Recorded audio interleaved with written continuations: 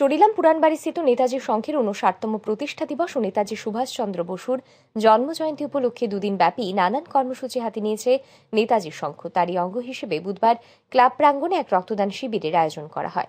এদিনের এই রক্তদান শিবিরে উদ্বোধক হিসেবে উপস্থিত ছিলেন রাজ্যের পরিবহন ও পর্যটন মন্ত্রী সুশান্ত চৌধুরী।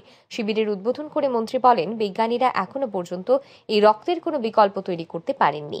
একজনের রক্ত দিয়ে অপরজনকে বাঁচিয়ে মানবতার বন্ধনকে শক্তিশালী করতে হয়। এদিন নেতাজি সুভাষচন্দ্র বসুর সেই বিখ্যাত "তোমরা আমাকে রক্ত দাও, আমি তোমাদের স্বাধীনতা দেব" এই বাণীটি উল্লেখ করে মন্ত্রী বলেন, নেতাজির এই বাণীটি আজও প্রাসঙ্গিক। সেই সাথে এদিন স্বামীজির একটি বাণী উল্লেখ করে মন্ত্রী বলেন, মানুষের মধ্যেই ভগবান বিরাজ করে, তাই মানুষের সেবার মধ্য দিয়েই ঈশ্বরের কাছে পৌঁছানো যায়।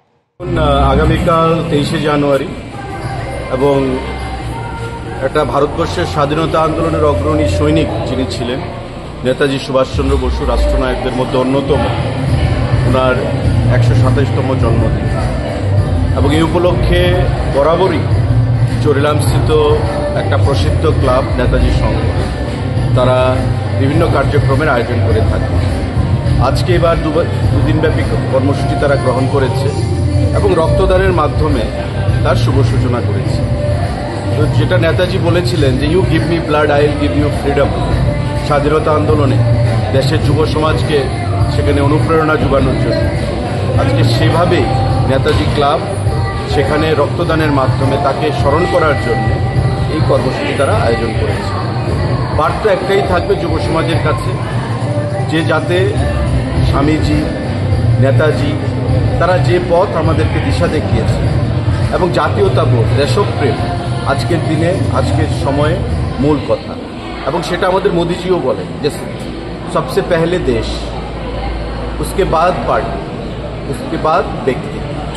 তো সবার আগে থাকবে দেশ, এবং দেশকে যদি ভালোবাসা না দেয়, দেশের প্রতি যদি শ্রদ্ধা, ভালোবাসা না থাকে, তবে কোনো অবস্থাতে একটা যুব সমাজের যারা আমাদের সদস্যরা রয়েছে তারা কোনো অবস্থাতেই সামনের দিকে এগিয়ে যেতে পারবে না।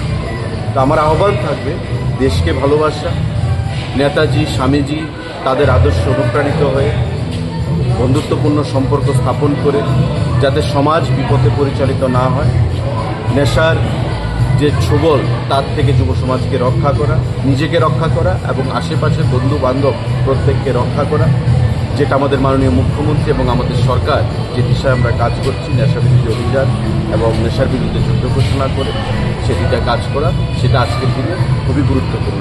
সেই সাথে এদিন বক্তব্য রাখতে গিয়ে সমাজে ক্লাবের ভূমিকা নিয়ে আলোচনা করেন মন্ত্রী।